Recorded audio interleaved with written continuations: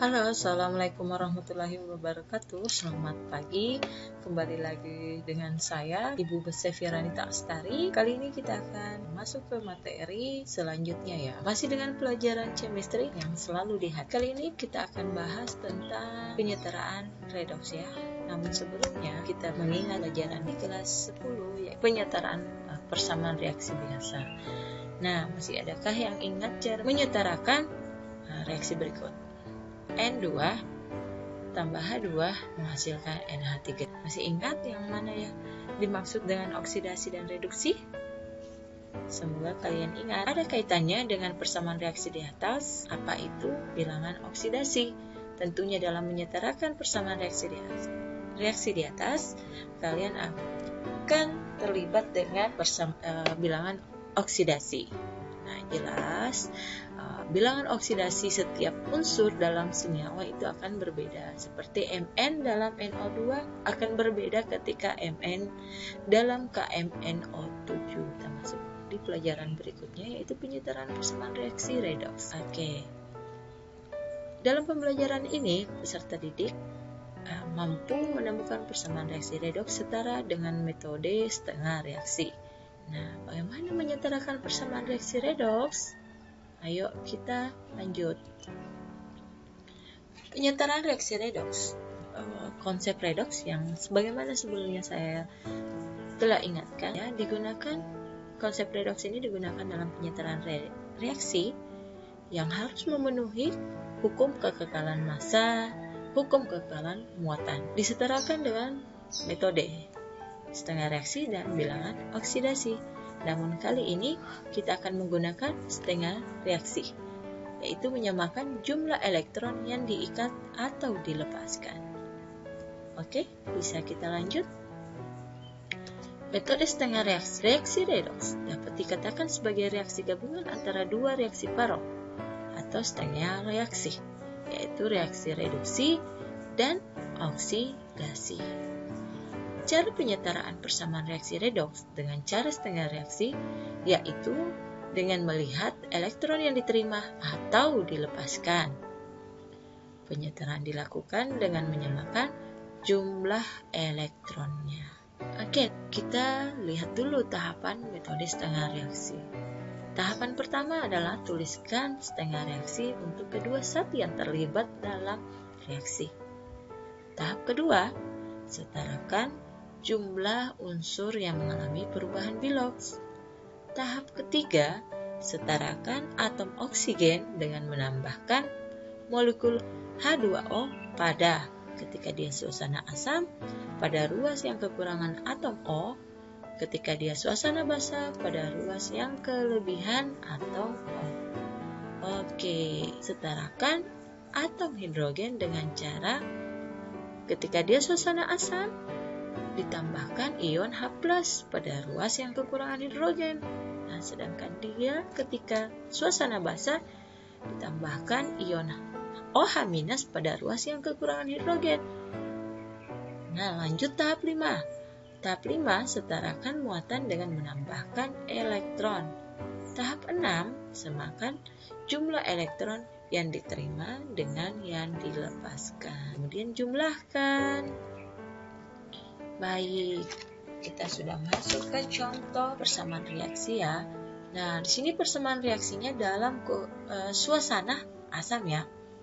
Ada MnO4- tambah Cl- menghasilkan Mn2+ tambah Cl2.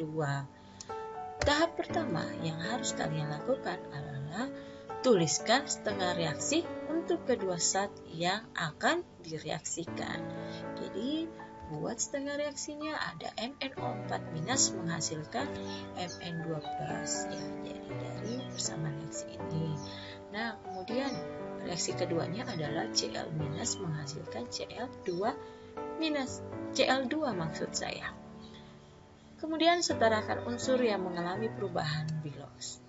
Nah, yang mengalami perubahan Bilox adalah ada Cl. Tadinya sebelum reaksi itu 1 ya, setelah reaksi itu 2.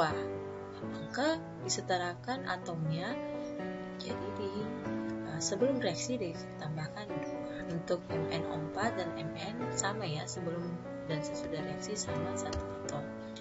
Nah, kemudian setarakan atom oksigen dengan menambahkan molekul H2O pada ruas yang kekurangan oksigen. Unsur yang mana atau senyawa mana yang mengalami kekurangan oksigen? Tentunya di Mn2+ ya.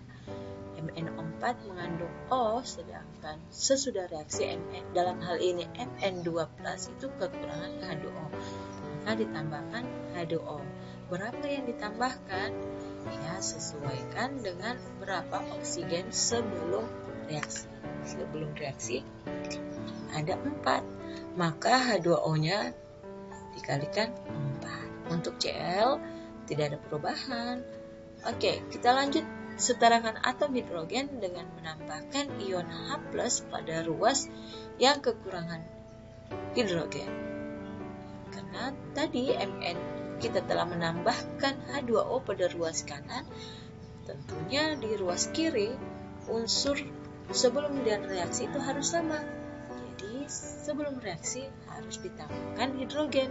Berapa yang ditambahkan disesuaikan dengan berapa hidrogen di ruas kanan. Di ruas kanan ada 8 hidrogen. Artinya di ruas kiri harus menambahkan ion H+ sebanyak 8. Baik, lanjut. Setarakan muatan dengan menambahkan elektron.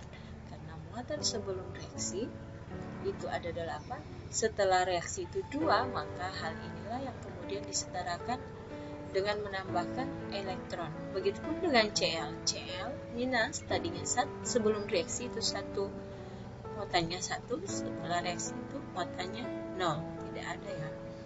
Maka dari itu setelah ditambahkan elektron 5e, nah untuk Mn ditambahkan elektron 5 elektron di ruas kiri, 5 elektron tambah 8, muatan positif berarti sisa 3 plus ya. Oke, 3 plus, kemudian MnO4 minus, ada 1 elektron, berarti sisa 2 plus. Nah, artinya di ruas kanan sudah setara. Nah, bagaimana dengan Cl minus?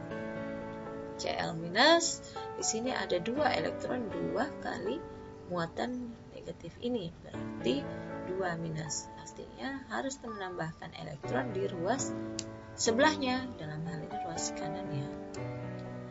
Oke, sekarang samakan jumlah elektron yang diterima dengan yang dilepaskan, kemudian jumlahkan.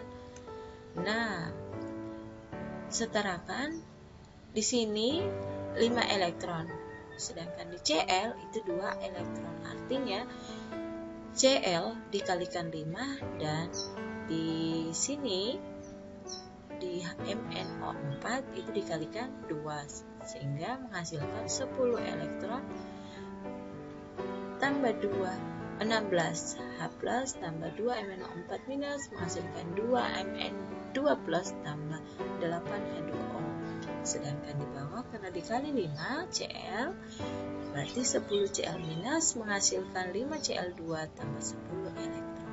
10 elektron bisa dicoret, dihapuskan sehingga tersisa 16 H+ tambah 2 MnO4 minus tambah 10 Cl minus menghasilkan 2 Mn2+ tambah 8 H2O tambah 5 Cl2.